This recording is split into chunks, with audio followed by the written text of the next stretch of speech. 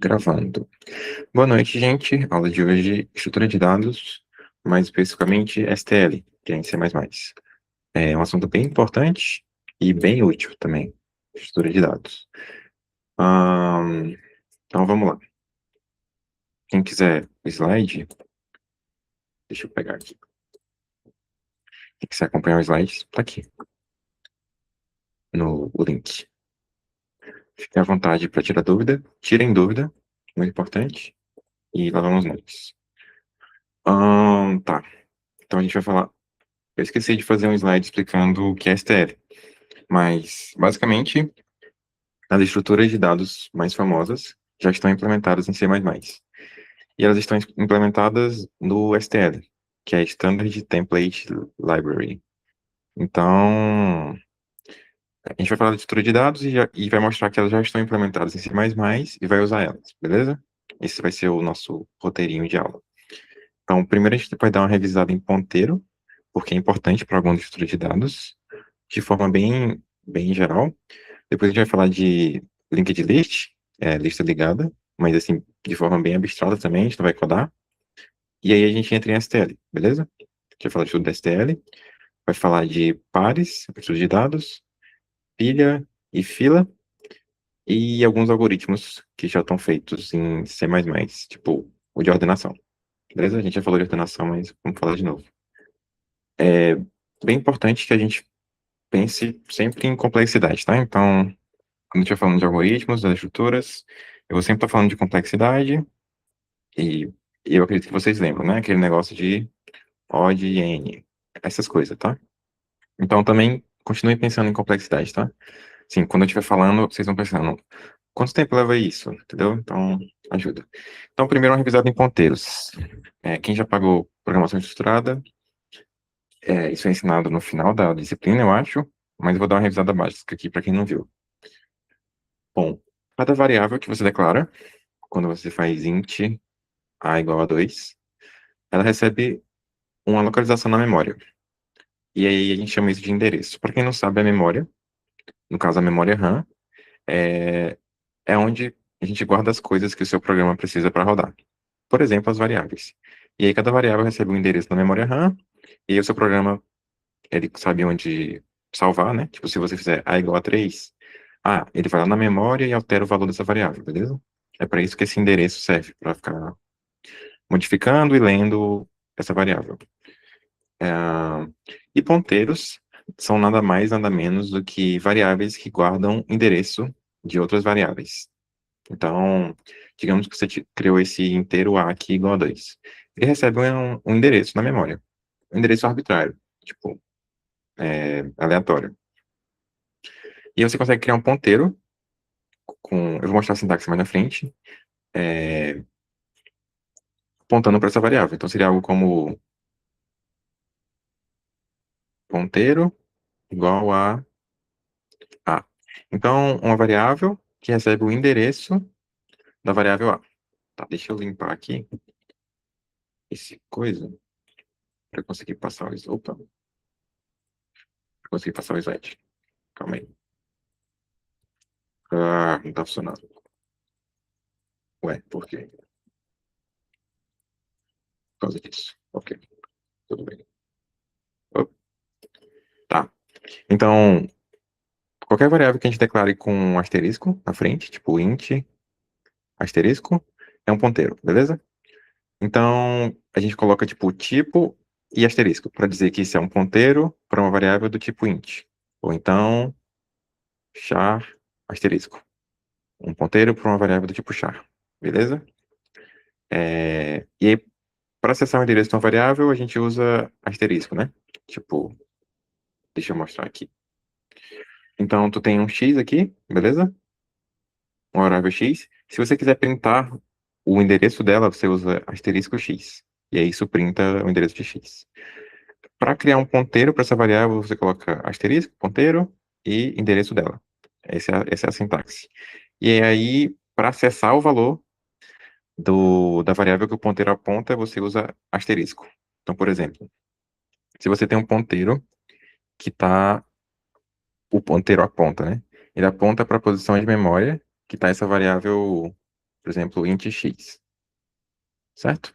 Se você fizer asterisco ponteiro, você tem a variável x com você. Você pode alterar, pode fazer o que você quiser. E aí aqui, né? Tipo, se você fizer asterisco ponteiro igual a 3, é a mesma coisa que você fazer x igual a 3. Mesma coisa. Porque você meio que retorna o valor quando você faz isso aqui. Dito isso, revisamos ponteiro. Qualquer dúvida, pesquisem ou me perguntem. De boa? Bom, a gente não vai se aprofundar tanto. Tá, agora uma coisa para a gente pensar um pouco. Qual a complexidade de tempo para apagar um elemento de um array?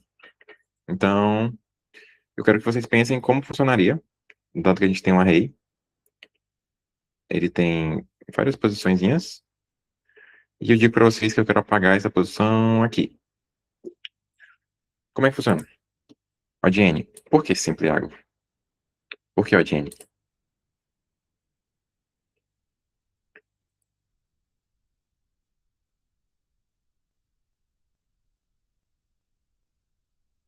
Alguma ideia? Pode chutar. Exatamente. Muito bom, sempre água. Muito bom. É, Então, o que o Simple Agor quis dizer foi que, como os elementos estão, tipo, na sequência, na memória aqui, tipo, tu não consegue. Opa, muito gênio, gênio. Bom, leu a tempo, leu na hora certa. Ah, como os elementos estão todos juntos na memória, certo? Você não consegue fazer com que o seu programa, por exemplo, apaga esse cara e ignora essa posição de memória. Isso não existe. Tipo, não tem como, na hora que você for iterar, o seu programa saber que tem que ignorar essa posição de memória, certo? Só se você marcar com a variável, e aí, quando for essa posição, você pula, mas você vai ter que percorrer ela do mesmo jeito, certo? Então, o jeito que a gente apagaria seria: a gente pega esse cara, a gente joga pra cá, pega esse cara e joga pra cá, certo? Então, a gente pega todos os caras que estão na frente dele e joga pra trás. E aí, no final, a gente vai ter esse array aqui, né? Então, digamos que era A, B, C, D, E. A gente apagou o C, aí vai ficar A, B, D, E. Então, a gente apagou esse cara aqui, beleza? Só que qual o problema disso? E quando a gente apaga um elemento, a gente tem que ir iterando em todos os caras na frente dele e ir movendo eles para trás. Então, vai nesse para trás, nesse para trás. E se a gente tivesse N caras aqui para frente, tipo, muitos caras? A gente teria que ir em todos e jogando para trás, jogando para trás, jogando para trás, jogando para trás, jogando para trás. E é por isso que a complexidade é ODN.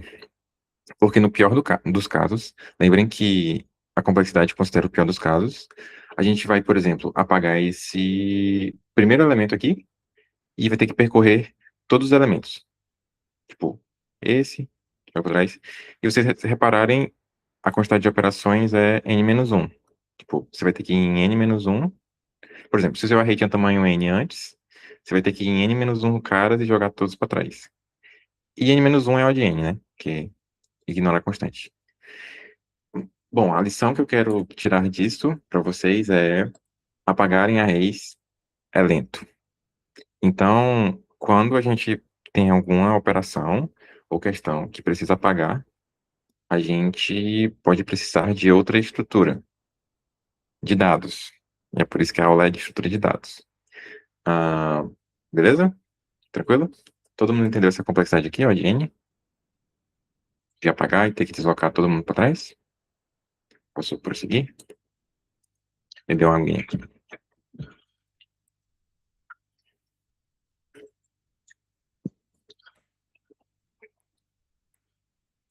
Beleza.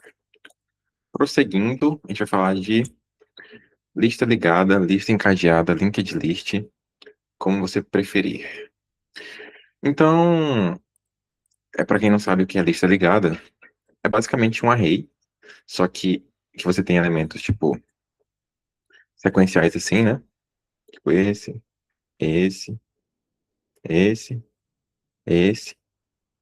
tipo, Com array, eles são sequenciais. Tipo, por exemplo, esse cara tem valor 1, esse cara tem valor 2, 3 e 4.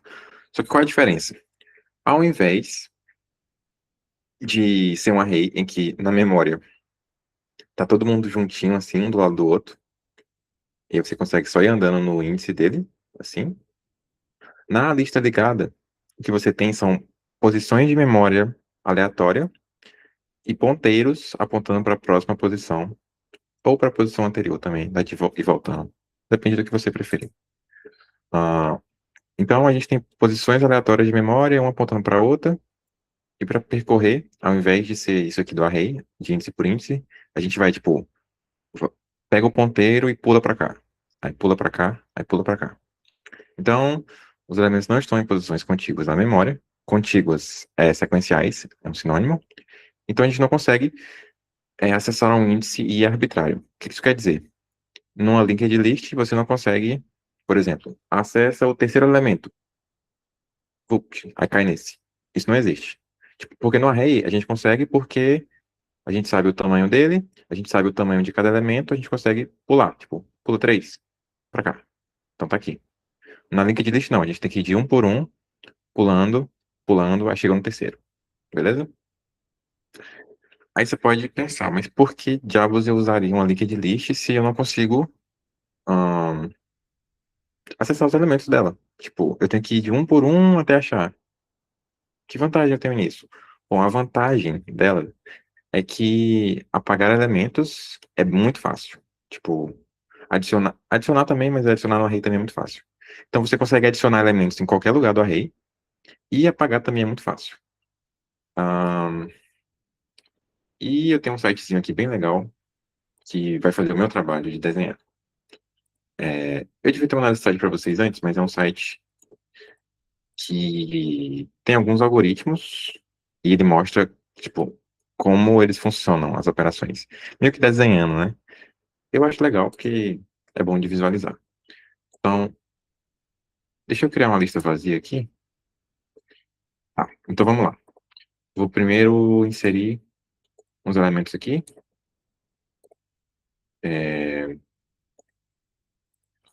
Então, na linked list, você tem os elementos e na hora de inserir, o que você faz? Você só coloca um ponteiro apontando para o elemento novo. Então, como é que seria?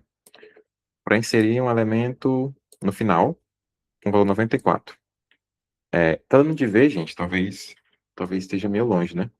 Mas basicamente, o que está acontecendo aqui é que para inserir no final, eu só preciso ir no último elemento e criar um ponteiro apontando para esse cara, beleza?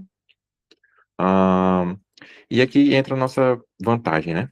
Para remover, eu vou inserir mais um elemento para ficar mais bonitinho. Então, vamos dizer que você quer remover esse cara aqui, o 94, beleza? Como que a gente faria para remover, considerando só os ponteiros? A gente não precisa deslocar a memória, o que a gente fez no array. É, eu vou desenhar aqui porque fica mais fácil, né? Se tu tem uma linked list assim, e você quer remover esse elemento, o que que você faz? Isso aqui continua igual, só que esse cara, agora ele aponta para esse, o da frente aqui. É, esse cara, ele não aponta mais para ninguém. Sei lá, manda ele pro lixo. E esse cara continua apontando para quem ele estava apontando antes. Então, esse cara agora aponta para esse. Esse cara foi apagado, não faz mais nada. E. É, eu sempre esqueço de fechar o Discord. Foi mal. Ah, beleza. Esse cara foi apagado. E agora esse cara aponta para esse. Porque esse cara foi apagado. Agora o próximo desse é esse cara aqui. E qual é a complexidade dessa operação de apagar aqui? Que é tipo, pegar esse ponteiro que estava aqui e agora ele aponta para cá. Alguém sabe qual é a complexidade? Alguém?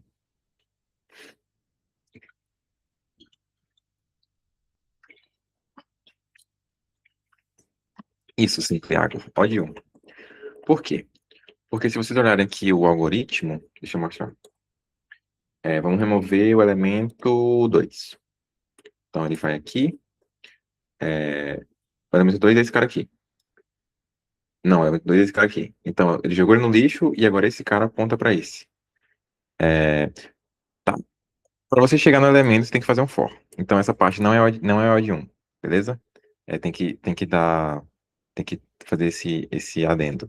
Mas, dado que você já está nesse elemento, para você apagar, é basicamente ahn, apagar um vértice é o seu anterior, agora vai apontar para o seu próximo. Então, para apagar esse cara aqui, o anterior dele aponta para o próximo e ele não aponta mais para ninguém. E vai com Deus. E pronto, tá apagado. Odd 1. Só 3 operações, beleza? Então, essa é a vantagem. Quando você tem algo de apagar, a intuição que eu quero que vocês tenham é: quando você tem algo que tem que apagar, você geralmente não vai usar array. Porque não é meio ruim de apagar em array. Você tem que deslocar a memória. Então, se você tem que apagar, você tem que usar estruturas que são por ponteiro.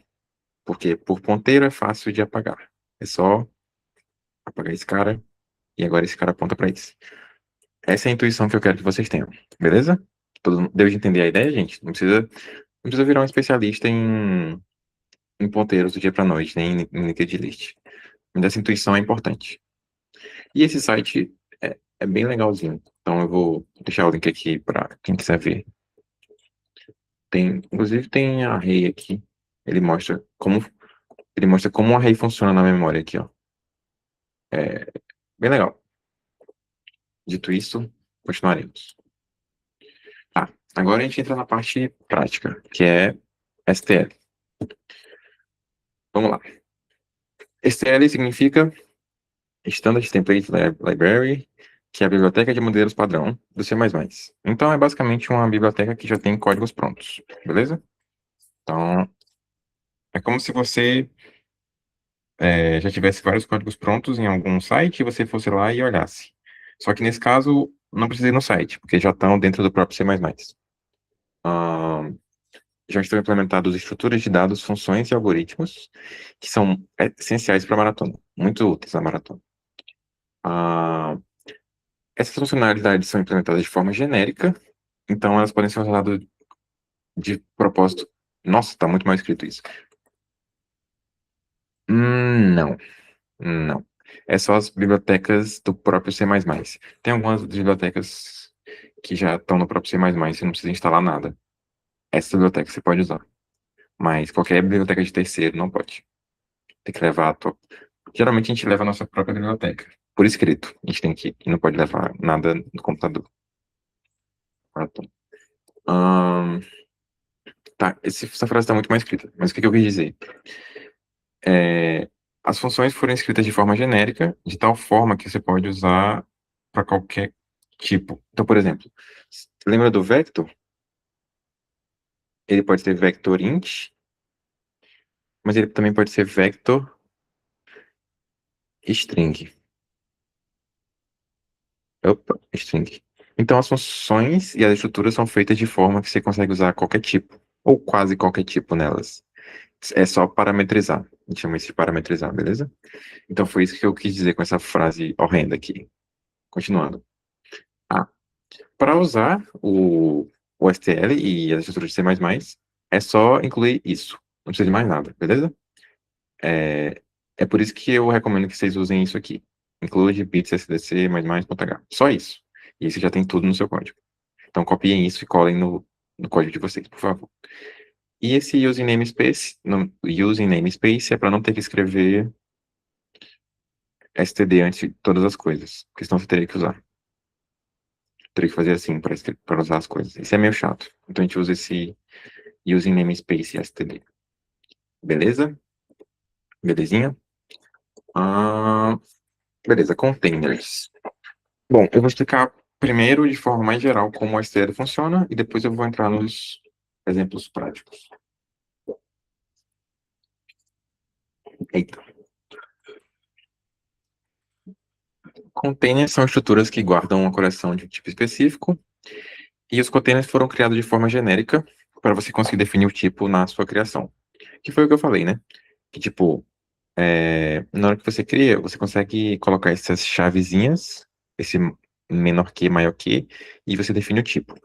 E todas as estruturas do STL têm esse padrão. Por exemplo, pair, que é uma estrutura que a gente vai ver já já, você consegue definir os dois tipos do pair com isso aqui, tudo genérico. E C++ tem três tipos de containers. Primeiro, o que é container, gente? Container é qualquer estrutura de dados do STL. Por exemplo, o vector.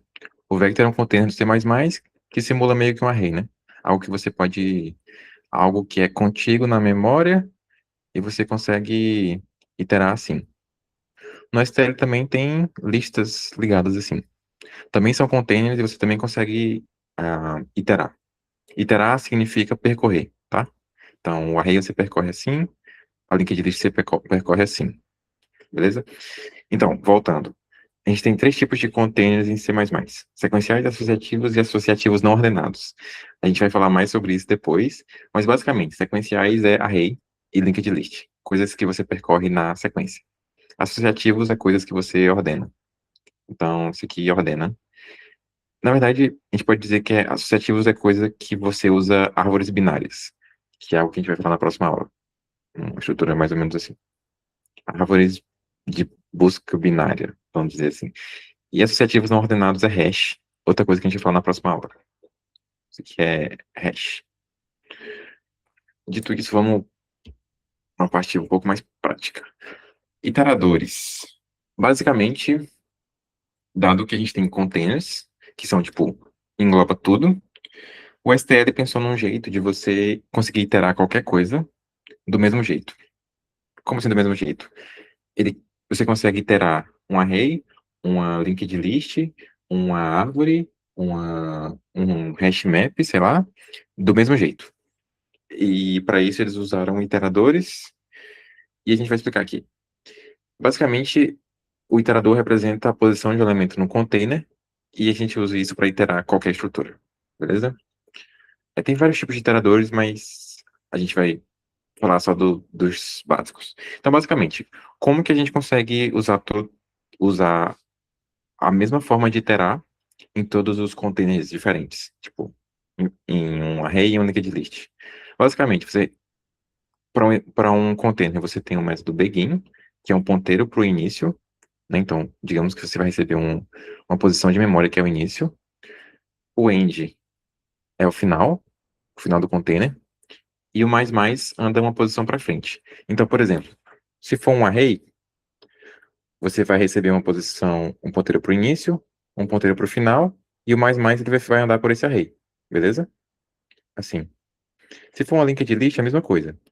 Você recebe um ponteiro para o início, um ponteiro para o final, e você vai andando até chegar no final, usando o mesmo método. Então, se você olhar aqui, por exemplo, a gente vai fazer para um vector, né? A gente pega um ponteiro para o início, um ponteiro para o final, e e a gente vai andando com ele enquanto a posição for diferente de fim, beleza? E treta mais. E a gente consegue acessar esse valor aqui com asterisco, o que eu mostrei lá no começo, né? Para acessar o valor de um ponteiro, asterisco, iterador, ou asterisco ponteiro. Eu tô sentindo que eu tô falando meio rápido, acho que eu vou falar mais devagar. Alguém tá com alguma dúvida? Quer que eu repita alguma coisa? Eu posso repetir. É... Tá. Bom, mas isso aqui foi num vector, mas isso funcionaria em qualquer estrutura. Por exemplo, se fosse uma list. A gente não usa muito list, tá? Mas funcionaria, beleza? Ou se fosse um map, um mapa, que é uma estrutura que usa árvore binária por trás. Não é um array, mas funciona do mesmo jeito. Então, resumindo, o STL criou uma forma de você iterar sobre qualquer estrutura que eles criaram do mesmo jeito. Tipo, eles têm o mesmo formato. Então, você itera do mesmo jeito. Para você não ter que ficar decorando como iterar sobre a estrutura X, que ela é diferente. Ou como iterar sobre a estrutura Y, que ela é diferente. Todas elas você itera do mesmo jeito. Algumas você tem outras alternativas, mas se você quiser iterar só desse jeito, você consegue. Beleza? Ahn, Dito isso, se ninguém tiver nenhuma dúvida, a gente vai continuar, tá? Se tiverem dúvidas, perguntem, é muito importante. Pode falar, Simple Água. Fica à vontade. Pode repetir a parte do interador? Posso. É, Tu pegou a parte do ponteiro? Tu estava aqui já? Do ponteiro, sim. Beleza. Iteradores são ponteiros, beleza? Vamos começar daí. Todo iterador é um ponteiro. Só que o propósito dos iteradores é definido para iterar uma estrutura. Iterar uma estrutura é percorrer. Então, por exemplo, se você tem um array, você consegue iterar ele fazendo um for de 0 até n-1, sei lá. Isso é iterar um array, beleza? Só que a ideia dos iteradores é criar uma forma de iterar qualquer estrutura do mesmo jeito. Então, você recebe um ponteiro para o começo, um iterador para o começo, e tem um iterador que é o final. E aí você vai andando por qualquer estrutura, nesse caso um array, certo? E vai analisando essas posições de memória, que são iteradores, que também são ponteiros. Ah, e assim que o seu iterador se torna o final, você sabe que acabou de iterar a estrutura, beleza? Ah, a ideia é que é isso aqui, né? Opa, cliquei em alguma coisa errada. É como se o iterador marcasse essa primeira posição, e aí tu vai andando com esse iterador. Andando, andando, andando, andando, andando. Até chegar no final, que é esse fim que eu criei aqui, que é um método padrão. E a ideia é justamente isso, tipo, criar métodos que funcionam em qualquer estrutura, ah, e você consegue iterar qualquer coisa. Eu não sei se eu expliquei muito bem, mas a ideia é uma forma de percorrer qualquer estrutura do mesmo jeito. Isso para isso que serve iteradores e eles são ponteiros. É isso. Beleza? Entendi melhor agora. Talvez qualquer coisa eu possa repetir de novo. Talvez eu tenha explicado meio mal. Mas a gente vai ver exemplos. Então talvez ajude. Por que usar iteradores? Então, como eu falei antes, você podia fazer um for de 0 até n, né? Percorrer um array. Então, por que eu usaria iteradores se eu posso fazer um for de 0 até n? Bom, a questão é que você não pode fazer um for de 0 até n em todas as estruturas. Como eu expliquei, na linked list você tem que ir percorrendo por ponteiros. Tipo, você tem um ponteiro tem um iterador para o primeiro, aí você pula para o próximo, pula para o próximo. Você não consegue fazer aquele negócio do array de fazer, por exemplo, se você tem um array, se tem um array A, você consegue acessar a posição 2. Na linked list isso não é possível. Então esse for não funcionaria. O for de 0 até n. Beleza?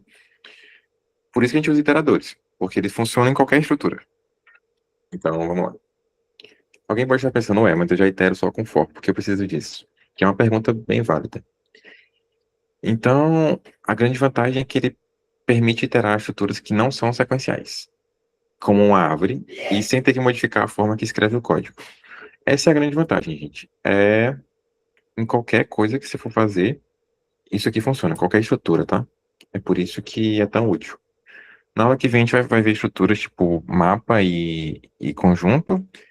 Então, guardem isso, que isso é bem importante para iterar sobre eles. Tá. A outra vantagem dos iteradores é que os algoritmos, que já estão prontos no STL, eles recebem iteradores como parâmetro, tipo sort. O sort, ele recebe. Eu vou falar mais na frente, mas ele recebe isso aqui. Begin e end de um vector. Então você consegue usar o sort só com iteradores, beleza? Então a gente terminou essa parte de explicar de forma geral como funciona o STL. Alguém tem alguma dúvida, gente? Talvez eu tenha sido meio rápido e essa parte realmente é mais chatinha, tá? Mas resumindo, o STL tentou fazer algo que funcione para qualquer estrutura de dados, para você conseguir percorrer elas. E o formato do código é esse daqui, beleza? Ah, lembrem também que somente em arrays e vector você consegue iterar com for, aquele for de 1 até n, acessando os índices. Em estruturas que não são arrays, você não consegue acessar índice, beleza? Para quem não lembra o que é índice é isso aqui. essa abertura de chave aqui que você coisa. Isso é um índice. Numa lista ou numa árvore, você não consegue acessar os índices. Então, você tem que fazer isso aqui, ponteiros. Beleza? Ah, se alguém tiver alguma dúvida, por favor, ah, abra o microfone, igual o Sempre Água fez.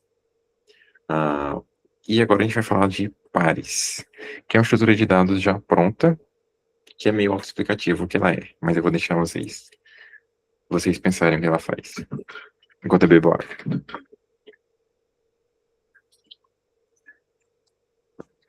Bom, um pair, porque o STL está todo em inglês, é uma estrutura que guarda dois elementos, um par. Então, basicamente, um par é uma estrutura que você define os dois tipos, né? Não muito bom quando eu risco em cima do coisa. Peraí, gente. Um par é uma estrutura que você define os dois tipos, né? Tipo, pair, e aí você tem o tipo 1 e o tipo 2. Você define os dois tipos. Os tipos dos dois não precisam estar relacionados. Tipo, um pode ser int, o outro string, como no exemplo aqui. Ou pode ser os dois int ou os dois string, tanto faz, beleza? E aí você consegue fazer uma atribuição, que é, por exemplo, esse par o primeiro item do par tem valor 2, o segundo item do par tem nome. Por quê? Porque o primeiro item do par é um int e o segundo é um string, beleza? Você consegue acessar cada item individualmente com ponto first e ponto second. Então, no caso aqui eu estou printando 2 e depois printando nome, porque, né, tipo, esse é o first e esse é o second, é na ordem. E a gente pode modificar ele separadamente. Tipo, modificar só o first, modificar só o second, e você decide o que faz com ele. E aí a gente pode pensar, tá, mas por que que eu usaria isso? Por que que eu não crio só duas variáveis? E é uma boa pergunta. Mas o motivo para a gente usar par é porque às vezes os dados estão relacionados. Então, por exemplo, às vezes na questão ele diz que você tem uma pessoa que tem um nome, tipo, o nome dela é Luiz, sem criatividade, e a idade dela é 35. Esses dois dados estão agrupados. Então, você quer deixar elas numa estrutura junto. Tipo, você não quer separar elas. Você não quer ficar criando variável, tipo, separadas para elas. Você quer deixar elas junto. Tá. E outra coisa. Opa, o que está acontecendo? Outra coisa útil é que a gente tem um comparador de pares. Tipo, para comparar se um par é maior do que o outro, ou se um par é menor do que o outro, ou se um par é igual ao outro. E como que isso funciona? Tipo, primeiro, se você tem um par que é, por exemplo, sei lá, 3, 4, e você, né, compara ele com outro par que é 3, 4, isso aqui vai dar true. Ele compara o primeiro com o primeiro e o segundo com o segundo, beleza? Isso aqui funciona. Segundo, agora para comparar menor ou maior. Para comparar, primeiro ele analisa o primeiro, se empatar, ele desempata pelo segundo, beleza? Então, aqui nesse caso, tu tem um A que é 2, 5 e o B que é 3, 4. Se você, né, printar essa condição A menor do que B, vai ser true, porque 2 é menor do que 3, beleza? Ele compara primeiro o primeiro elemento. Agora, se a gente mudar e botar o A.first igual a 3, agora a gente está comparando 3, 5 com 3, 4. Então, primeiro ele compara o 3 com o 3 e dá igual, e aí ele compara o segundo. 5 é maior do que 4. Então, isso aqui vai dar falso. Esse par não é menor do que esse par. Beleza? Confiem que isso é muito útil, tá? E eu vou mostrar uma aplicação agora. Na verdade, a questão já está aqui. Nossa questão é, dado um array A, alguma dúvida na sintaxe do par? Deixa eu perguntar logo, antes da gente ir para a questão. Pode falar. Dá para Simples. dá para comparar o primeiro elemento de um par com o segundo de outro par? Sim, mas para isso a gente teria que criar um comparador customizado. A gente vai ver isso nas próximas aulas, eu acho. A gente define a forma de comparação entre dois elementos, mas geralmente, para não ter que ter esse trabalho, a gente só, tipo, na hora de ler os elementos, a gente já lê, tipo, na ordem que a gente quer que ele compare. Tipo, tu quer comparar o primeiro desse com o segundo desse? Então o segundo desse vira o primeiro. Algo assim, entendeu? Para não ter que. Geralmente a gente faz assim. Ahn, beleza. Então o pair é muito útil, confia em mim. E aí, agora eu vou mostrar por quê. Então, deixa eu explicar o problema. Dado um array A, não ordenado, que tem n inteiros, imprima o índice original de cada elemento após ordenarmos o array. Considere que o array é um indexado. Bom, eu escrevo textos muito mal, mas eu vou tentar explicar aqui. Então, 5, 2, 3, 4. Então, tu tem um array, certo? 5, 2, 3, 4. E as posições dele, aqui é o array A, e as posições dele é 1, 2, 3, 4, 5, certo? Os índices dele. Aí qual que é a ideia? Depois que a gente ordenar, o array vai ficar, obviamente, 1, 2, 3, 4, 5, beleza? E o que que a gente quer? A gente quer saber o índice original desse elemento e printar. Então, por exemplo, o 1, antes ele estava na posição 1. O 5, não, o 2, ele estava na posição 3. Então, aqui é 3. O 3, ele estava na posição 4. Então, printa 4. O 4 estava na posição 5. Então, printa 5. E o 5 estava na posição 2. Então, esses eram os índices originais do nosso array. E tá aqui, né? 1, 3, 4, 5, 2. Ah, beleza? Alguém tem alguma ideia para esse problema? Do que a gente pode fazer? Lembrem que quando a gente ordenar aqui esses caras, a gente vai perder o índice deles, né? Tipo, a gente não vai saber os índices deles, então a gente tem que fazer alguma coisa. Pode. É porque é meio que arbitrário. Geralmente começa em zero, mas eu não sei por que eu decidi colocar em um. Mas é só somar mais um. Então, a gente chama isso de zero indexado e um indexado. Tem algumas diferenças. Isso varia de problema para problema, mas no programa em si, no C++, começa em zero. Mas no problema pode começar em um, por exemplo. E aí tu tem que meio que ir adaptando de uma coisa pro outro. É tipo isso. Deu de entender? É, beleza, beleza. Alguém tem alguma ideia para esse problema, gente? De como saber o índice original dele? Desses Co- carinhas? Pode colocar num pair e ordenar pelo número, e aí vai estar associado o número ao índice. É, é. Essa é a ideia. Então, por exemplo, se a gente fizer um pair que é do tipo, a gente salva o valor e o índice original dele, beleza? Então, por exemplo, 1, 5, 2, 2, 3, aí 3, 4, é, o que é aqui? 4, 5. Então a gente tem um par que diz o valor e o índice dele. Reparem, lembrem do seguinte aspecto. Ordenação tem a ver com comparação. Então, quando você ordena um array, o que ele faz por baixo dos panos é comparar. Então, ele compara elementos e se eles estiverem trocados, ele inverte. Por exemplo, nesse array aqui, 5, 2, 3, 4. O 5 e o 2 estão em ordens erradas, então ele vai trocar durante a ordenação, entendeu? Então, por exemplo, nesse caso aqui, a gente tem um array de pares agora, e a gente quer ordenar eles, beleza?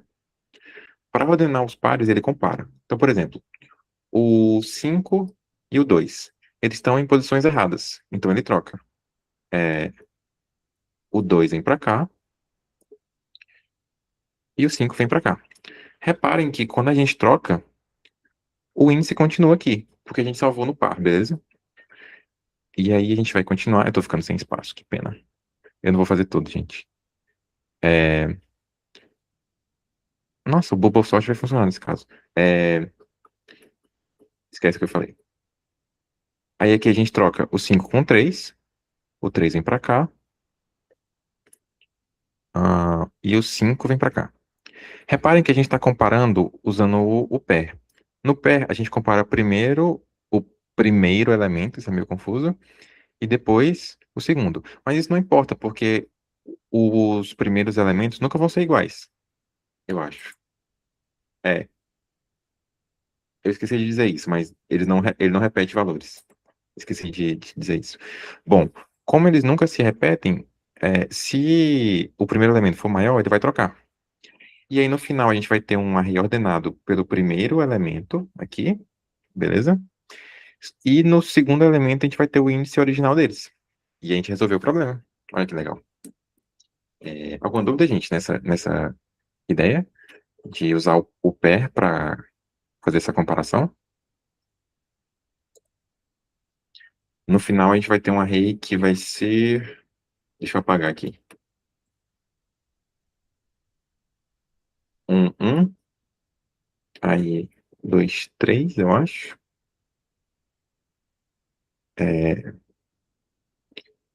3, 4. Esqueci. Tá, vocês entenderam, beleza? Ahn, beleza. E aí é só iterar e printar o segundo elemento do pair. Eu vou fazer essa questão para mostrar, para ficar melhor pra gente. Deixa eu coisar aqui. Assim, né? B. Vamos lá. Então é um inteiro N e um array, né, eu acho. Um inteiro A de tamanho N.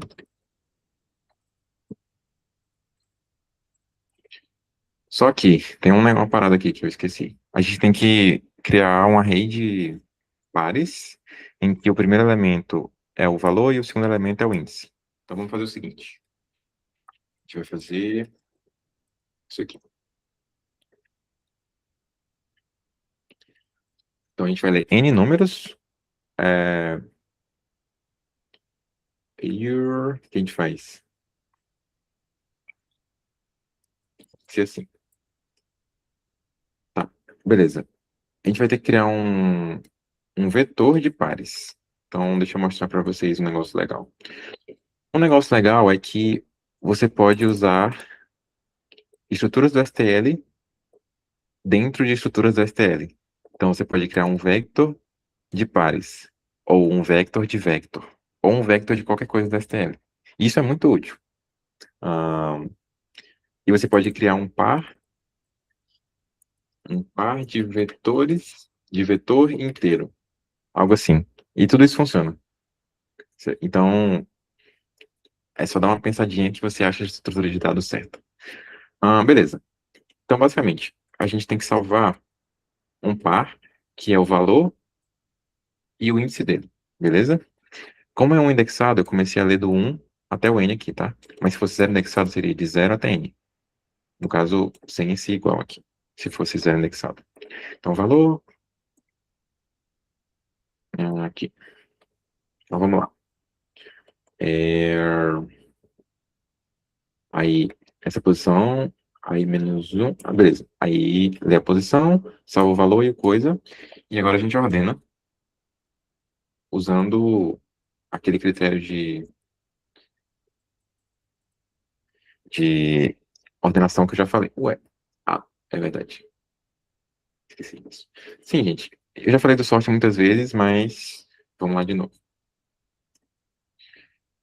A gente vai falar sobre sorte no final da aula, mas ele recebe como parâmetro o ponteiro para o início e o ponteiro para o final. Nesse caso é um iterador, nem é um ponteiro. Na verdade, o iterador é um ponteiro. Então, esquece o que eu falei. Recebe um ponteiro para o início, um ponteiro para o final. Isso, na verdade, é um iterador. Então, vocês entenderam. E uma coisa legal é eu mostrar um negócio para vocês. Você consegue iterar usando o for each, e você consegue pegar o valor de um par assim. É como se você decomposse, é assim que se fala, decomposse o par em dois valores. É só você colocar essa chave, o primeiro valor, uma variável para o primeiro valor, uma variável para o segundo valor. Beleza? Aí aqui a gente tem que printar só o índice, né? Então, assim. E aí eu acho que tá certo. Tá meio longe. Tá, então vamos lá. A gente cria um vector de par para guardar valor e índice original. E aí, quando a gente ordenar, ele vai ordenar pelo valor e vai salvar o índice original. E aí a gente vai conseguir responder a questão. Beleza? Alguma dúvida? Tranquilo? Tentem resolver a questão depois. E se não conseguirem, olhem meu código. Tá no GitHub. É uma boa forma de estudar, tá? O que eu ia fazer? Eu ia rodar o programa. Calma aí, gente.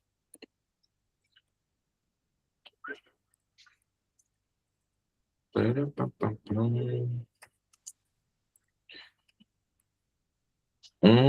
Então vamos lá. O 1 está na posição 1. O 2 está na posição 3. O 3 está na posição 4. O 4 está na posição 5. E o 5 está na posição 2. Tá certo.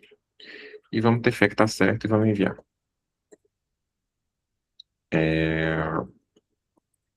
No começo, quando a gente está aprendendo, essa sintaxe é meio chata. Mas depois que a gente aprende, fica muito, muito a mão na roda. Então, tá aqui. A gente criou um vector de par. E o par é dois inteiros. Beleza?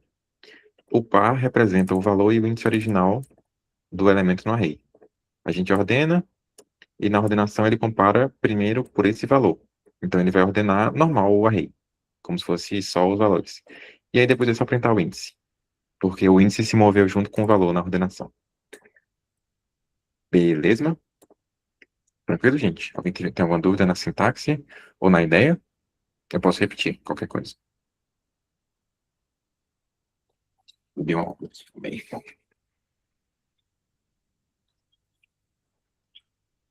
Festa. Passou. Passou. Eba.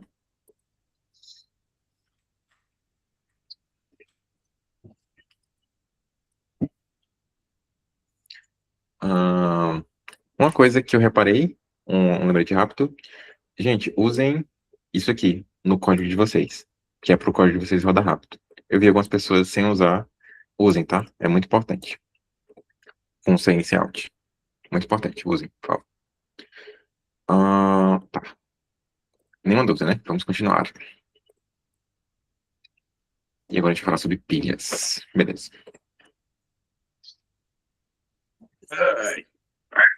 Beleza.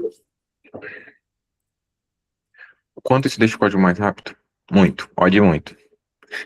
É difícil de te responder assim, mas tem alguns benchmarks. Deixa eu tentar. US Think Benchmark. Deve ter alguma coisa.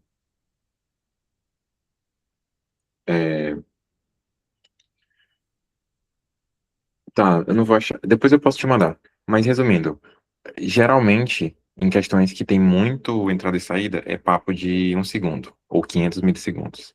Então, muita coisa. Muita coisa. É, usa, só usa. Confia em mim. Ahn, ok, pilha. Legal. Uma coisa sobre isso de usar, para quem quiser, tá no GitHub os códigos e aí você pode copiar do meu template. Sim, sim.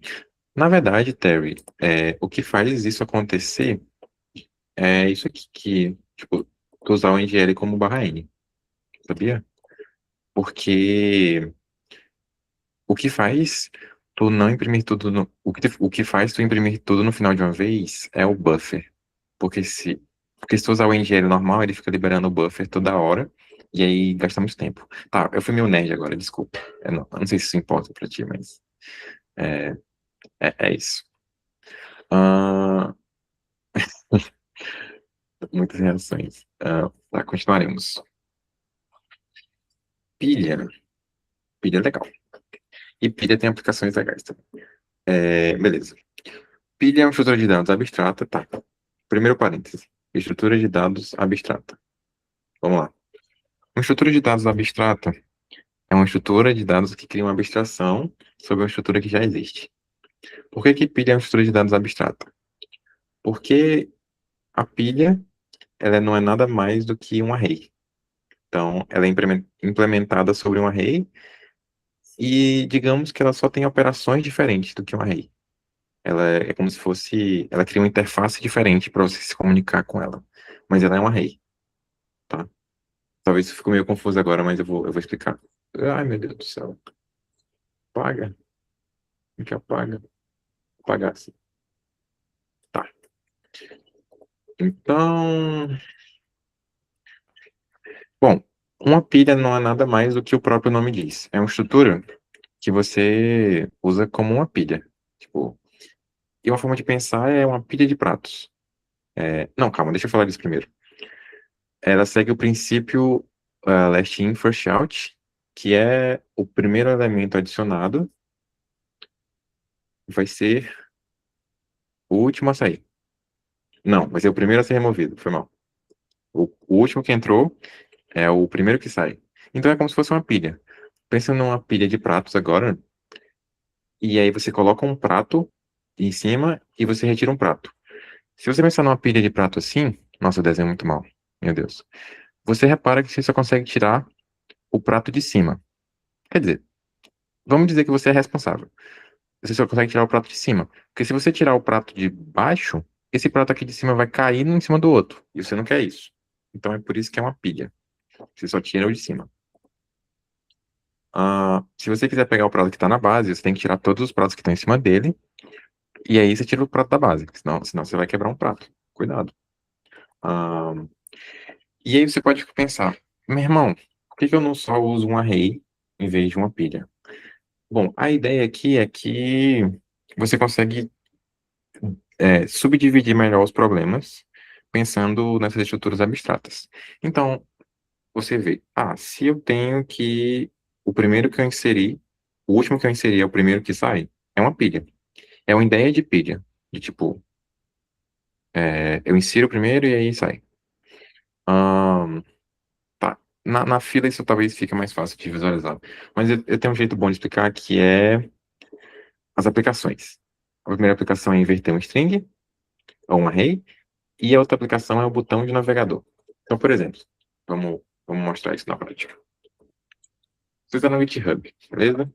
Você clica aqui no GitHub e tal. É, Quando você clica. Opa, isso não. Por exemplo. Quando você clica nessa botão de voltar aqui em cima, tá todo mundo vendo? Dá de ver? Nesse botão aqui de cima de voltar, ele sempre volta para a última página que você abriu, certo?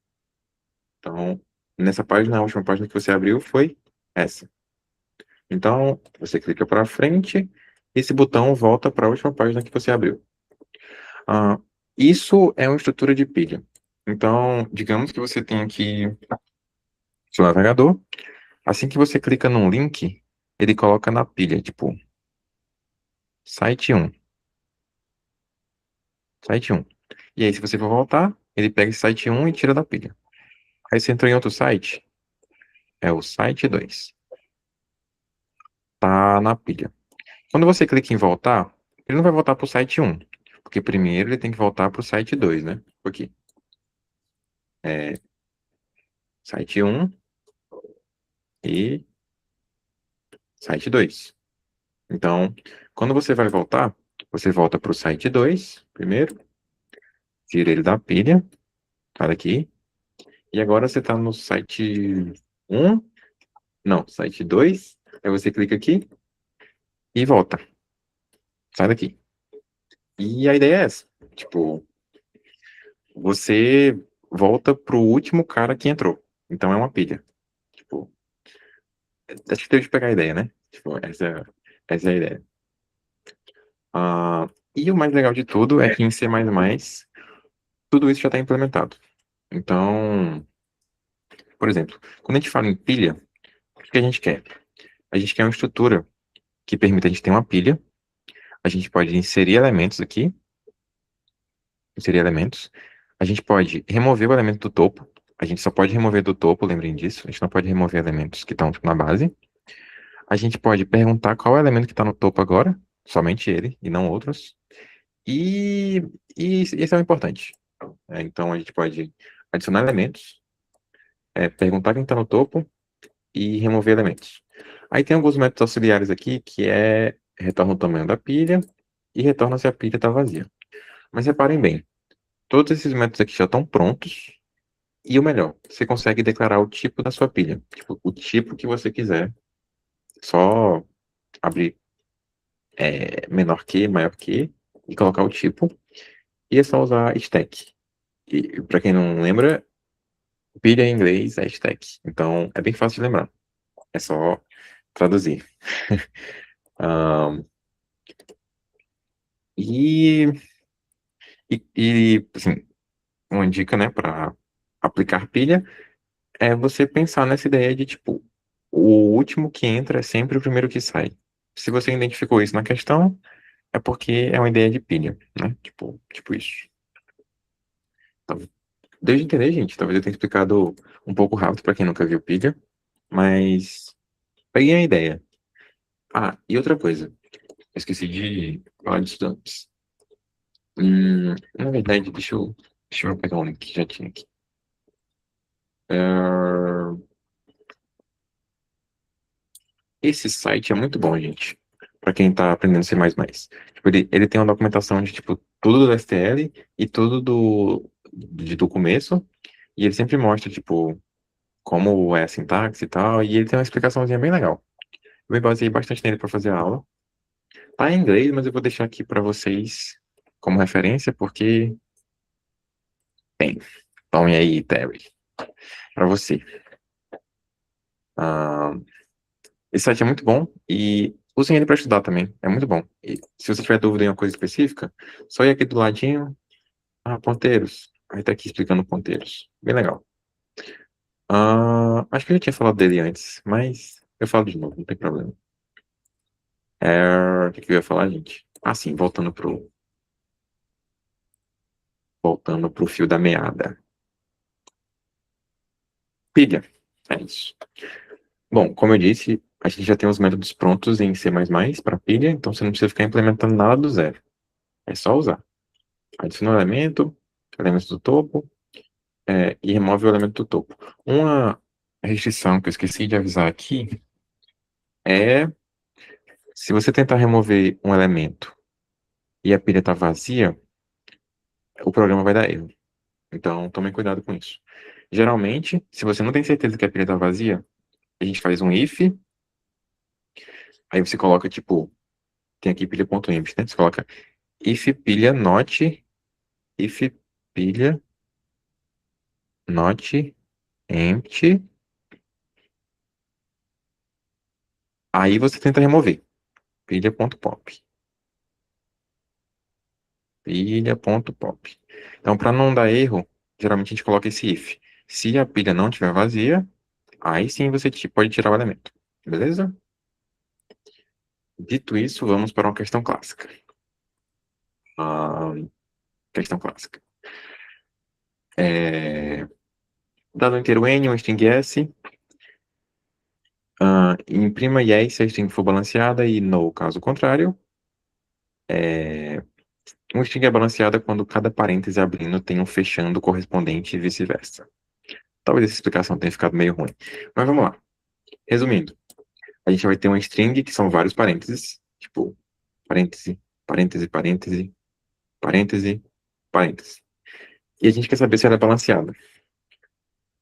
Quando que ela é balanceada? Quando cada parêntese que abre tem um fechando correspondente, né? E aí é como se, você pode pensar, né? Se fossem operações matemáticas, tipo, tipo isso, é, isso aqui estaria válido, essa sequência de parênteses, beleza? Mas se eu colocar isso aqui abrindo, sem ninguém fechar, isso tá errado, porque esse parênteses aqui tá fazendo nada. Tá só abrindo aqui. Então, qual que é a ideia? A gente quer saber se a sequência de parênteses está balanceada. Não sei se isso incentiva vocês, mas essa questão já caiu em 550 mil entrevistas, e eu conheço muita gente que respondeu ela em entrevistas. Então, se você não entender agora, tenta ver ela depois, assim, tenta prestar atenção, porque vai que tu arruma um emprego por causa disso. Mas a gente não tá aqui pelo emprego, a gente tá aqui pelo conhecimento. Sim, como que a gente faz para descobrir isso? Bom, como a gente acabou de explicar pilha, eu não vou tentar fazer drama. A gente vai usar pilha, beleza? E qual que é a ideia aqui pra gente? É, Quando a gente encontra um parêntese fechando, a gente. Conhecimento para conseguir emprego. É, é justo. É justo.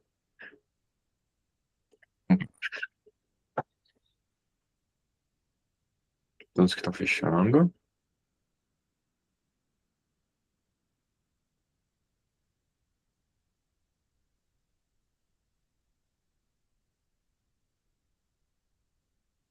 Comparar com os que tiveram até agora.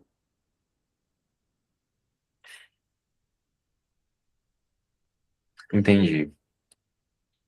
Entendi. Entendi. Tá. Então tu tá pensando que, tipo, tu pode percorrer a string e, tipo, contar, né? Tu vai ter um contador do que abriu e um contador do que fechou, né? Tipo isso?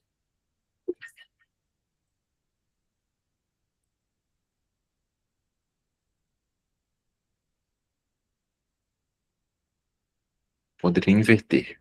Pegar os que estão fechando. Tô falando, quer contar os que estão fechando? Não entendi. Eu tô contando os dois. Eu tô contando os que abrem e contando os que fecham. Inverter o quê? Não sei se eu entendi. Pegar os que estão fechando e comparar com os que tiveram até agora.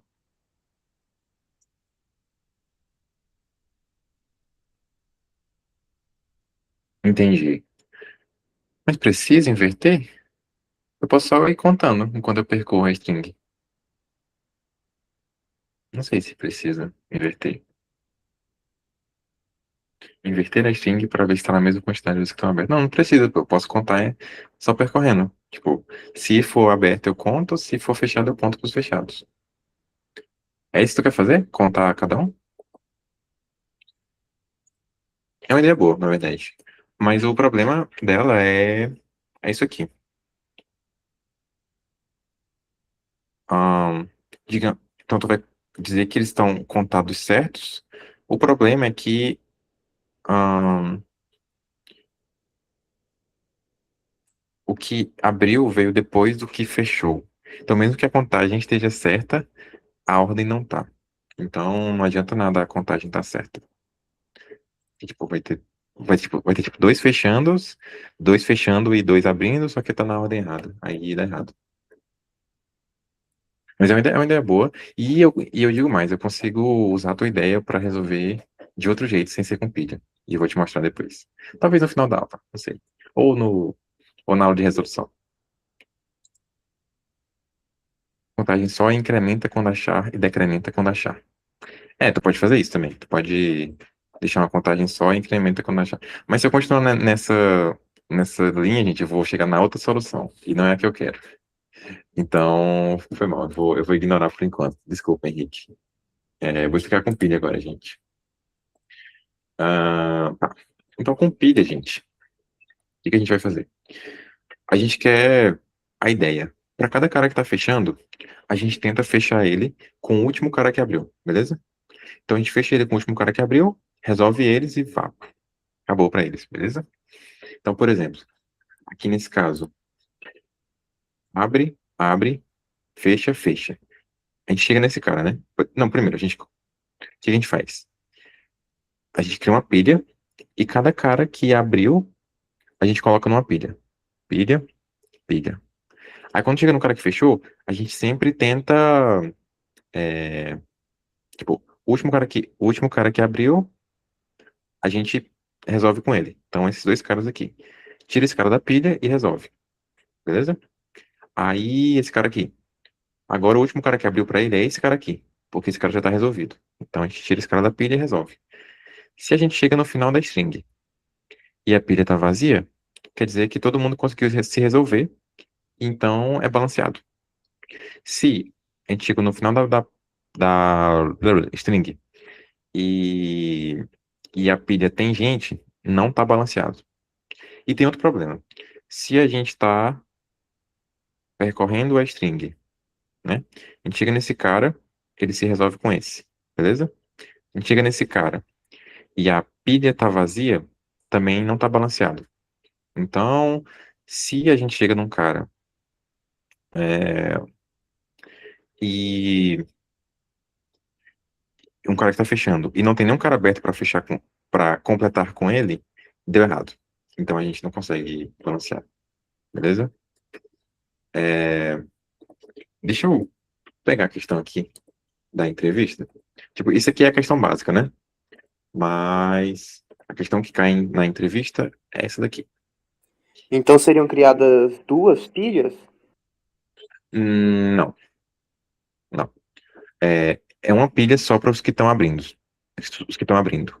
Quando aparece um que está fechando, a gente olha nessa mesma pilha e pega esse cara para completar o meu par, digamos. Fechar o meu par. Faz Entendi. sentido? Faz sentido? Ahn,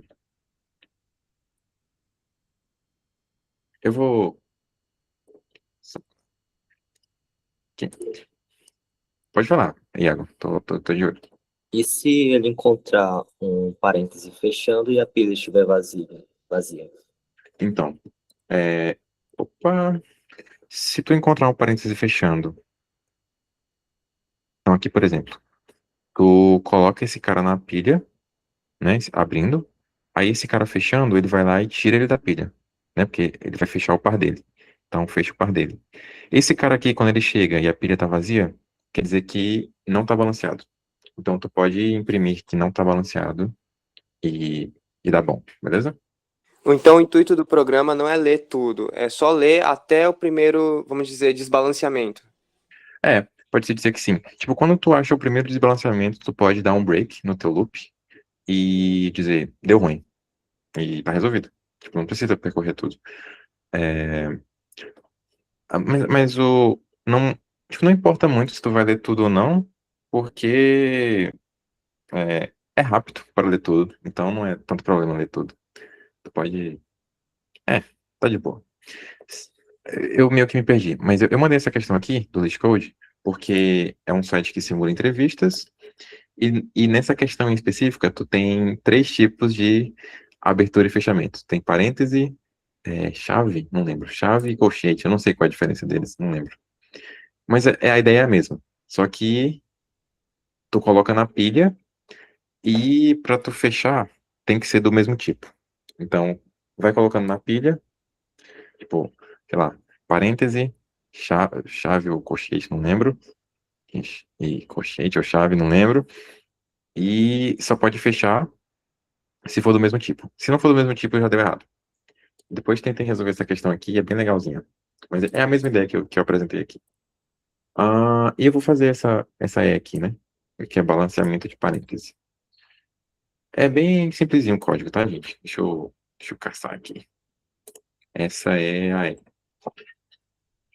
Como tá nosso tempo? Mas tá meio sem tempo, eu acho. Então vamos apertar o passo. Então, primeiro N. Na aula de resolução, eu vou mostrar a tua solução, tá, Henrique? Tu tá certo. Tá certa a ideia aí, beleza? Tu tem um string S? Aí, beleza, a gente vai criar uma pilha que guarda o último caractere que abriu. Tipo, o último caractere de abertura que abriu. Nossa, essa frase ficou horrível. Mas vocês entenderam. E a gente salva numa pilha, beleza? Aí a gente percorre a string. Aqui o for each, cada caractere na string. E se for de abertura, a gente coloca na pilha. pilha.push, lembrem que do push, coloca na pilha o caractere, e caso contrário, a gente checa. Se a pilha estiver vazia, quer dizer que deu ruim. Eu vou criar uma variável aqui que é resposta, que começa como verdadeiro. Se a pilha estiver vazia, a resposta fica falso e eu dou um break, porque eu não preciso mais processar nada. Caso contrário, aí eu tiro da pilha e continuo. Tipo, é como se fosse isso aqui, né?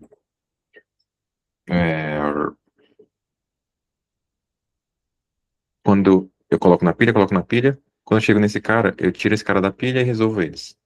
Aí eu chego nesse cara, eu tiro esse da pilha e resolvo eles. E aí, dali, resolveu tudo. Assim, no final, se a pilha tiver alguém ainda, então o tamanho dela, ponto size, for maior do que zero, aí resposta igual a false ainda. E aí você printa aqui o ternário, que se quem quiser eu posso explicar de novo, mas é basicamente um if else aqui.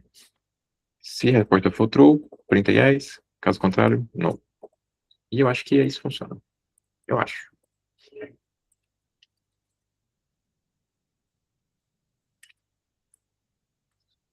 Yes. E não. Nesse caso aqui não funciona, por quê? Porque abre, abre, fecha, fecha e fecha. Aí tem 3 caras fechando junto e 2 caras abrindo. Então, deu ruim. Dito isso, para enviar a questão aqui e ver se passa. Tentem resolver essa questão, tá? Depois é importante praticar. E tentem essa também. Tem essa dificuldade a mais aqui dos tipos diferentes. Mas é bem legal. Alguma dúvida na explicação e na implementação? Tomara que passe. Tá rodando aí. Alguma dúvida? Alguma dúvida, gente? Essa questão é um clássico, então aprendam, que ela cai muito e às vezes caem, tipo, pequenas variações dela, mas é, tipo, a mesma coisa. A ideia é a mesma. Tô gravando, né? Tô gravando. Sim, mas passou. Sim, vamos seguir o bonde. Alguma dúvida, gente? Preciso repetir alguma coisa? Alguma coisa do código? De boa? Bem, foi a que eu acabei de mandar. Essa que tá aqui no do LeetCode, em cima de ti. Nela, o legal, entre aspas, é que só dá de fazer com pilha. Tipo, a ideia que o José mandou antes não funciona nela. É mais chatinho.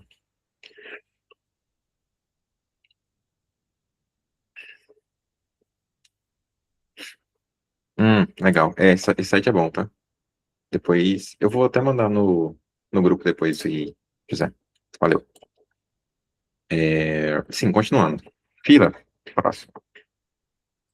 Bom, essas estruturas de dados, elas estão bem autoexplicativas, né? Uma pilha, ela simula uma pilha. Você coloca elementos no topo e tira do topo. Uma fila, eu acho que vocês conseguem, né, intuir o que ela faz. Você coloca elementos numa fila e, né, tipo, é uma fila. Então, a ideia é que a gente é uma estrutura de dados abstrata, como sempre, e o princípio é o first in, first out, que é a ideia de uma fila, gente. Você tá numa fila, se ninguém furar, você coloca um cara na fila, você coloca outro cara na fila, esse cara vai sair primeiro, e depois esse cara. É uma fila, gente. Não tem segredo. Então, o primeiro elemento adicionado vai ser o primeiro a ser removido. Eu tenho que acelerar o passo. E é uma abstração muito utilizada para simular algoritmos. Sim. No RU, talvez não seja uma fila tão linear. Tá. É uma abstração muito utilizada para simular algoritmos e é base para algoritmos mais complexos. Geralmente, a gente usa a fila para simular coisas. Tipo, a fila não tem muito o que inventar moda, gente. Ela simula uma fila. É isso. E ela é base para algoritmos de busca em largura, que isso é grafos. A gente vai falar depois, beleza? Bom, a sintaxe é bem parecido com pilha. Lembrem que o primeiro que entrar é o primeiro que sai. Então, esse 2 vai sair primeiro que esse 3. Você consegue pegar o elemento da frente da fila com o ponto front, tamanho, está vazio ou não. E para tirar o elemento da frente é um pop igual a mesma sintaxe aqui da. Oxi! O mesmo sintaxe aqui da pilha, beleza? Acho que vou ter que pular essa questão, gente, desculpa. Mas dá uma lida rápida. Vector para uma fila. A diferença está nisso aqui. Abstrata. Tu pode pensar que a fila é um vector que criou uns métodozinhos para tu só poder fazer isso, tipo, tu simular uma fila. Tipo, é como se fosse um vector aqui, só que tu simula uma fila. Então tu coloca um elemento aqui na frente, aí depois coloca esse. Tu só pode tirar elementos daqui. Então, sai. No vector, tu é mais livre, né? Tu tem um vector, tu pode, tipo, alterar o valor aqui do meio, tu pode, sei lá, apagar esse elemento, mesmo que seja lento, tu pode fazer qualquer coisa. Na fila, tu tá mais restrito. Tu só pode fazer o que ela deixa, que é adicionar elementos, remover o elemento da frente e, e esses métodos aqui. Ver o tamanho e tal. Sacou? É por isso que ela é abstrata. Tipo, ela meio que cria uma interface mais restrita pro coisa. Sim, tem uma questão aqui, gente, que é simular uma fila. Você tem uma fila, e o algoritmo se tem uma fila de crianças, você fica dando bala para essas crianças. Se essa criança não recebeu balas suficientes, ela vai para o final da fila. É só simular. Se dá tempo, eu volto para ela no final da aula. Algoritmos. Então, vamos lá. O STL tem uma coleção de algoritmos muito úteis para a resolução de problemas, e aqui está um dos principais, né? O sort a gente já falou muitas vezes que ele ordena um conjunto. Então, tu tem um negócio tipo 2, 3, 1, ele vai ordenar 1, 2, 3. Isso é muito útil porque, às vezes, geralmente, gente, nas questões, sempre é uma boa ideia pensar, e se eu ordenasse? Me ajuda em alguma coisa? Porque coisas ordenadas geralmente são mais fáceis de pensar ou de achar algum padrão. Lembrem disso. O reverse, que reverte um array. Então, tu tem 2, 3, 1, tu passa o vector, ou o array, e ele vai inverter, vai ficar 1, 3, 2. É isso, ele inverte. O swap troca o valor de duas variáveis de qualquer tipo, gente. O swap tu dá, tipo, sei lá, dois arrays, dois vectors, por exemplo, dois vectors assim, e o outro vector é 1, 4. Aí ele vai lá e troca. Agora esse cara tem um 4, e esse cara tem 2, 3. Ele troca qualquer coisa, gente, o swap. Ele é muito bom. E o unique eu queria falar também, que é, dado um array ordenado, ele deixa apenas valores únicos nele. Então, se tu tem 1, 2, 2, 3, 3, o que o unique faz? Ele deixa 1, 2, 3, e ele faz isso aqui. Ele deixa, tipo, um lixo aqui na memória no final. E isso aqui é muito útil para quando você não se importa com elementos duplicados, só com elementos únicos. E aqui tem uma lista completa de vários algoritmos. É muito algoritmo, gente, mas é muito. Então, sorte. Eu vou passar bem rápido, porque eu já falei de sorte umas 450 vezes. Então, basicamente, dado um vector, tu lê ele do input, e aí tu ordena, passando o ponteiro de início e o ponteiro do final. E aí, depois ele já está ordenado. Pode fazer o que tu quiser com ele. Pode printar aqui, por exemplo. É isso. Se for um array tradicional de C++, que a gente não está usando muito, porque vector é bem melhor, tu também pode ordenar. É só a sintaxe é essa. Tu passa, tipo, o nome do array e o nome do array mais n. Isso funciona porque o nome do array retorna um ponteiro para a primeira posição do array. Longa história, mas vocês não vão usar muito isso, porque vocês estão usando o vector, que eu estou mandando. É isso. Mas tá aqui a sintaxe, para quem tiver dúvida. Próximo. Reverse, bem simples, gente. É a mesma coisa do sort. Tu lê um array e tal, do input, e tu passa o ponteiro do início e o ponteiro do final. Percebam que é a mesma sintaxe, gente. Eles fizeram de um jeito que seja, tipo, Bem fácil de vocês lembrarem, porque usa os mesmos parâmetros. Ponteiro para o início da lista, o início do vector, final do vector. Uma coisa legal, não posso fazer isso depois, mas se tu quisesse inverter só, sei lá, os primeiros 3 elementos, tu também conseguiria. Algo assim. É só nesse reverse, em vez de tu passar o ponto end, tu passa a posição até onde tu quer inverter. Que seria tipo aqui. Aí tu passa o ponteiro pra cá. Bem legalzinho. Ahn, tá assim, o reverse tu passa o início e o fim do vector. Ou o início e até onde tu quer inverter. De boas. Pode falar. Falou que pode ser do início até um determinado ponto, mas eu posso escolher também aonde ele começa, sem ser o Sim, início? sim, sim.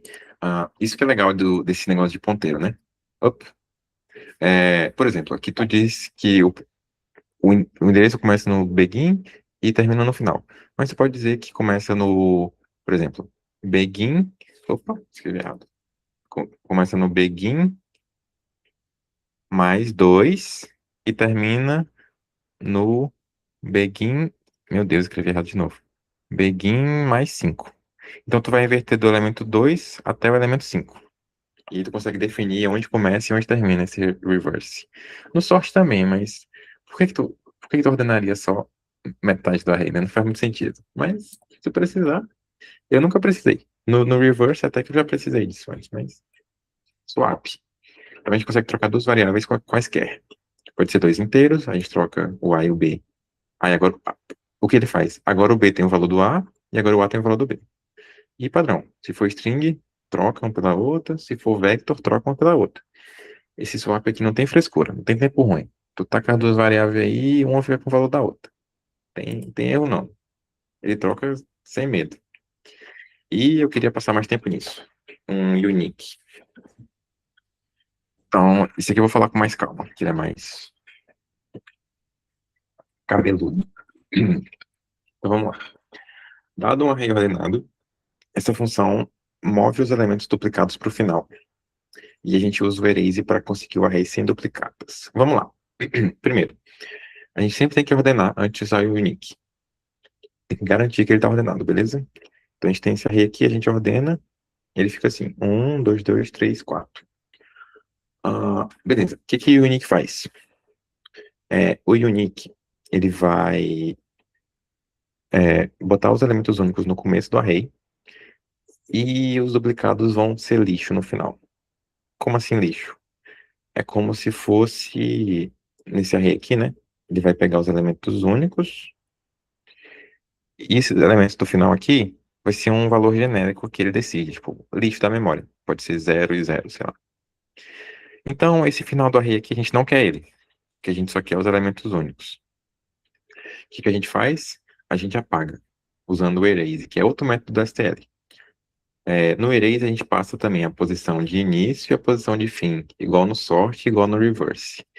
Então, o unique, ele retorna um ponteiro para o final dos elementos únicos. Então, por exemplo, nesse caso, ele tem 4 elementos únicos, ele vai retornar um ponteiro para cá, depois do 4. Então, o que é legal, né? Combinando o unique com o erase, a gente tem, tipo, a primeira posição que a gente quer apagar até o final, né? Então é só, tipo, coloca esse unique aqui numa variável, que vai ser um ponteiro, e dá um erase desse ponteiro até o final. E aí tu vai ter um array só com os elementos únicos. Bem bacana. É, Gente, lembrem sempre que não precisa ser inteiros, tá? Isso aqui pode ser qualquer tipo, comparável, né? Então, tipo, se for string, funciona. Se for double, funciona. Qualquer coisa, gente. Então, não se prendam a um tipo só. Tipo, pode ser long long, pode ser qualquer coisa, beleza? Unique é muito útil. Então, tenho essa carta na manga. E agora eu vou mostrar por que que ele é muito útil. Tá. Então, vamos lá. Tem uma lista de inteiros e tu quer calcular o número de valores distintos na lista. Essa questão é meio clássica, e para quem já é mais avançadinho, provavelmente deve estar pensando que essa questão tem que usar set, que é um estudo de dados que a gente vai ver na próxima aula. Mas eu vou mostrar como fazer ela com unique. Na verdade, eu já tenho ela feita aqui, então vamos lá. Qual que é a ideia? A sintaxe vai ser a mesma disso aqui, tá? Então, vamos lá. É uma questão que você recebe um inteiro e recebe um array, certo? Um inteiro n e um array A de tamanho n. Então, lê um inteiro, um vetor A de tamanho n e lê esses n inteiros, beleza? Aí, para usar unique é sempre essa sintaxe, gente.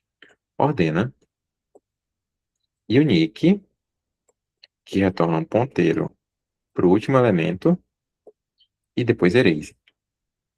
Aí no final, quando a gente apagar, a gente vai ter, por exemplo, esse array aqui, que vai ser 1, 2, 3, 4. E se a gente quer saber quantos elementos distintos tem, é o tamanho desse array, né? Porque o Unique fez isso pra gente. Mas eu fiz um negócio aqui que eu vou mostrar para vocês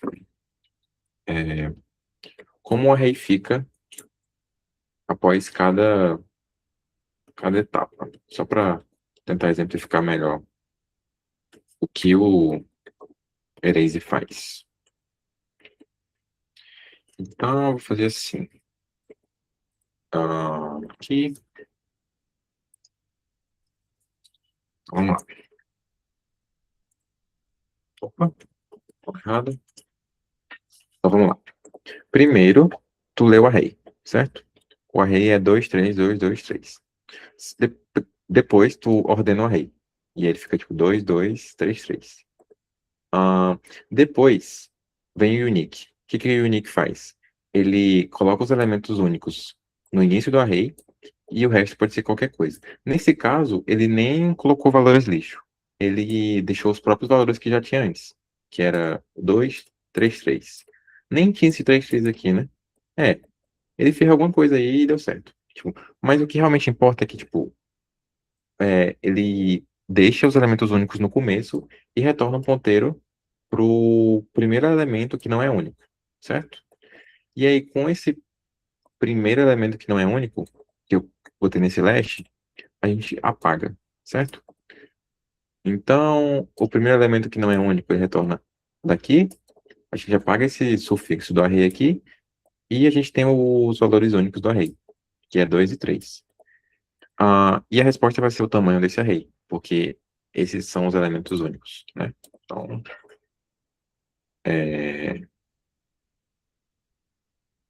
deixa eu pegar a ideia, gente, talvez eu esteja falando meio rápido, mas resumindo, o unique deixa elementos únicos no array. Só tem que ter um trabalhinho a mais de apagar os elementos depois. Mas, deu de sacar a ideia? De boa?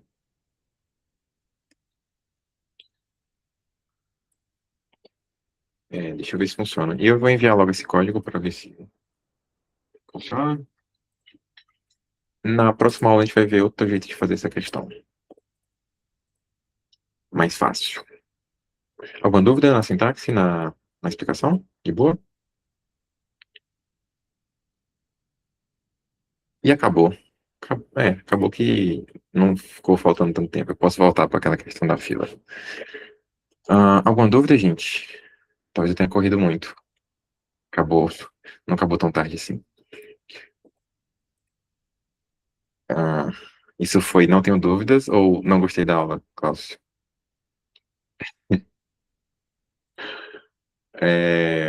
Tá, vamos voltar para a questão da fila então, gente.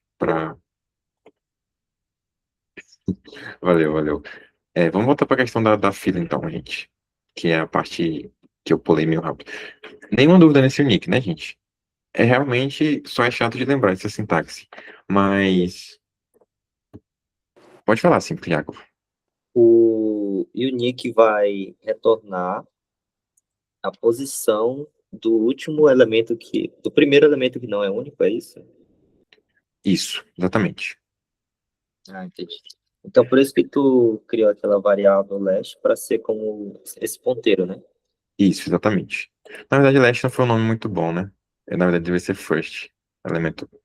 Mas a ideia é como se unique, tipo, retornasse um ponteiro significando a partir daqui tu pode apagar, porque é duplicado. Meio que ele fez isso pra facilitar, Entendi. sacou? De boa, de boa. É, Dito isso, gente, vamos resolver aquela questão da fila, porque eu pulei achando que ia faltar tempo. Mas se tiverem dúvida em qualquer coisa da aula, podem falar aí, que a gente tenta resolver. É, Esse nome e as crianças. Nossa, muito texto. N crianças na escola, vai dar balas para elas. Tá. Vamos numerar todas as crianças de 1 a N. A iésima criança quer receber pelo menos A e balas. Então é esse array aqui. Tipo, cada criança quer receber A e balas. Então essa aqui é uma, essa aqui é três, essa aqui é uma. Eles vão formar uma fila. Então, a fila tá nessa ordem aqui, beleza? E tem esse algoritmo aqui. Ele dá a bala para a criança. Se ela não está satisfeita ainda, a criança com a bala dela, ela vai pro final da fila. Se ela está satisfeita, ela vai se embora. E aí, enquanto a fila não estiver vazia, tu continua repetindo. E ele quer saber quem vai ser a última criança a ir para casa. Beleza. E eu lembro que alguém tinha perguntado antes de o array começa em 1, o array começa em 0. Nessa questão, por exemplo, o, o único inteiro representando o número da criança vai ser um indexado. Então, por exemplo, a última criança a ir para casa vai ser essa, que é a quarta criança. Então, é time 4. Mas se a gente fosse considerar o array, seria tipo 0, 1, 2, 3. Mas não é o caso. Então, é a questão que manda sempre. Geralmente. Não é sempre a questão que manda. Ok. Todo mundo entendeu a questão? É, da fila? Então, como eu disse antes, a fila a gente usa quando a gente pensa no algoritmo e a gente pensa, isso é uma fila. Literalmente. A gente pensa, isso é uma fila. E a gente usa a fila para simular o algoritmo. Beleza? Ah, Felizmente, filas não são tão incomuns como vocês pensam. Então, de vez em sempre aparece uma fila numa questão e você tem que usar fila. E aí, para você não ter que ficar usando vector em tudo, você usa fila, que é mais bonitinho, gente. E você não fica se confundindo tanto. Pode falar. Não entendi bem o problema na questão, pode repetir? Questão? Posso. Basicamente, deixa eu colocar. Deixa eu desenhar. 1, 3, 1, 4, 2. Deixa eu desenhar. 1, 3, 1, 4, 2. Então, basicamente, é, aqui. Beleza, tu vai ter N crianças e essa é a quantidade de doces que cada criança quer. A primeira criança quer um doce, a segunda quer 3 doces, a terceira quer um doce, aqui 4, aqui 2. Como que funciona? As crianças vão ficar na ordem. Vão ficar numa. Calma, as crianças vão ficar numa fila, beleza? Então, digamos que é tipo, vai ter aqui a primeira criança, a segunda criança, a terceira criança, a quarta criança, a quinta criança. Aí começa o algoritmo. Primeira criança, ela quer um doce, beleza? Aí, o que que o cara vai fazer? Ele vai dar M doces para toda criança que entrar. Então, no caso, 2. Então, chega a primeira criança, ela recebe 2 doces. Então, recebeu 2 doces. Como 2 é maior do que 1, ela está satisfeita. Então, ela vai se embora. Aí chega a segunda criança. Ela quer 3 doces, ela recebe 2. É suficiente? Não. Então, ela volta para o final da fila. Então, aqui saiu 1, aí ficou assim a fila, né? Aí o 2, em vez dele ir embora, ele vai pro final da fila de novo. Porque ele ainda quer um doce. Tá faltando. Entendeu? Deu de pegar a ideia da questão? É tipo isso. E aí é como se fosse uma fila. É. Eu entendi, mas tem como adicionar no último. Oi? Foi mal. Repete, por favor. Porque eu pensei na fila e o último, o primeiro a ser atendido vai para o último lugar, depois, se não ficar satisfeito, né? Uhum. Ah, então eu entendi essa parte. Então, vamos tentar resolver. Que questão é essa? A F. Tá, beleza. Amanhã é feriado, hein? Coisa boa. Beleza. Então, recebo um inteiro N, um inteiro M, um inteiro M. Aí tu vai ter um array de inteiros que diz o quanto cada criança quer. Então, vamos fazer assim. O quanto cada criança quer. Aí tem um negócio que é o seguinte. Sim, sim. Assim, para criar uma fila em C++, sintaxe é essa aqui. Kiwi, tipo da fila que tu vai querer, e fila. Beleza? Então, aqui ele diz que, inicialmente, a iésima criança está na iésima posição da fila. Então, quer dizer que a primeira criança está na primeira posição, a segunda criança está na segunda posição. Então, está na ordem que ele dá no array. Então, vamos adicionar aqui na fila, nessa ordem aqui, né? De 1 até N. E eu vou fazer um indexado por enquanto. Então, qual que é a parada? Quando a gente simula o algoritmo, o que a gente faz? A gente coloca assim, enquanto a fila não estiver vazia, a gente roda o algoritmo. Então, é como ele diz no negócio. Repetir os 2 primeiros passos enquanto a fila não estiver vazia. E a gente vai literalmente escrever esse algoritmo que ele deu aqui. Tá? Então, ele vai dar M doces para a criança. Então, int id criança. Vamos colocar assim. Então, qual que é a parada? A gente pega o ID da criança que está chegando agora. Ele está na frente da fila. Aí a gente tira ela da fila por enquanto. Sai da fila, criança. Beleza. Aí a gente subtrai a quantidade de doces que ela precisa por M. Beleza? A gente poderia também criar outro array, tipo, guardando a quantidade de doces que ela já ganhou. Mas não precisa, é só subtrair a quantidade de doces que ela precisa. Aí, se a quantidade de doces que ela precisa ainda é maior do que zero, ela volta para a fila, no final. Então, a gente adiciona na fila esse D criança de novo. E D criança é isso aqui, né? O índice dela no coisa. Beleza? Ah, não, na verdade, gente, ele quer saber a última criança, né? Ele quer saber a última criança que vai ficar na fila. Então, vou fazer o seguinte.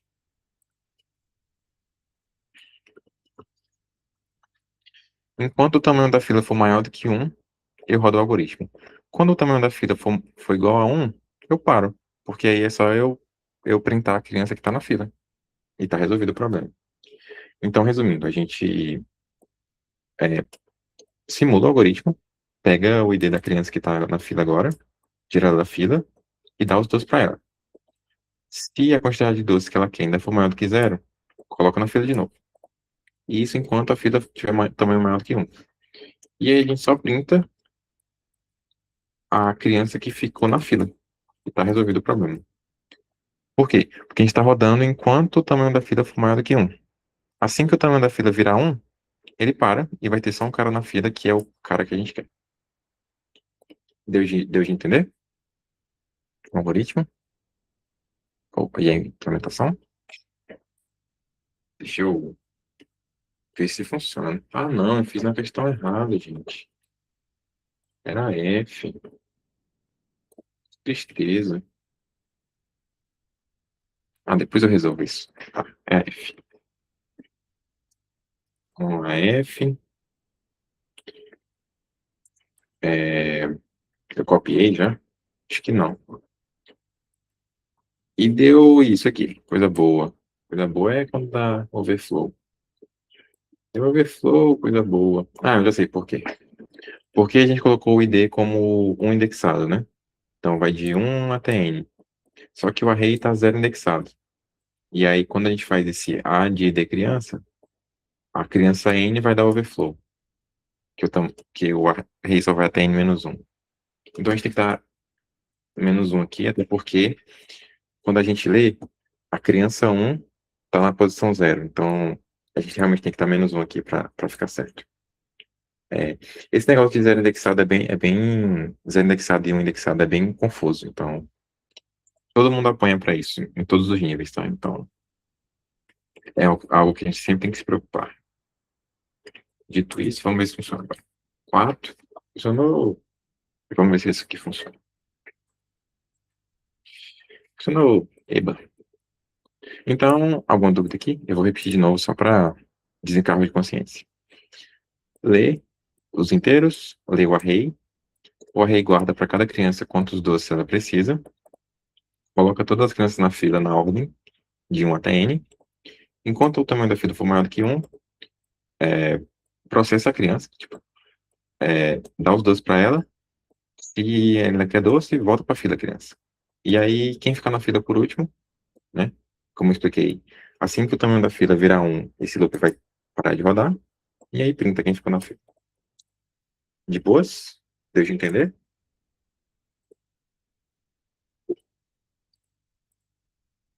Processa a criança.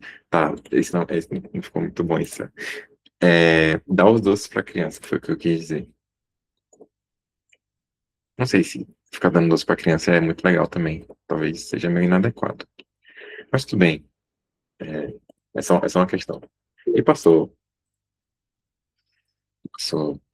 E eu acho que tá bom por hoje, hein, gente? Amanhã é feriado, vamos descansar. Ainda tá gravando, posso falar isso não. Ah, então, acho que a aula por isso é hoje. Se alguém tiver alguma dúvida, pode falar. É, Pode falar que eu já mando a frequência, bem lembrado. Então, acho que ninguém tem dúvida, né? Aí vamos de frequência e vamos de cama. Vamos de berço. Eu vou parar de gravar aqui porque tá bom. Tchau, gente. Tchau.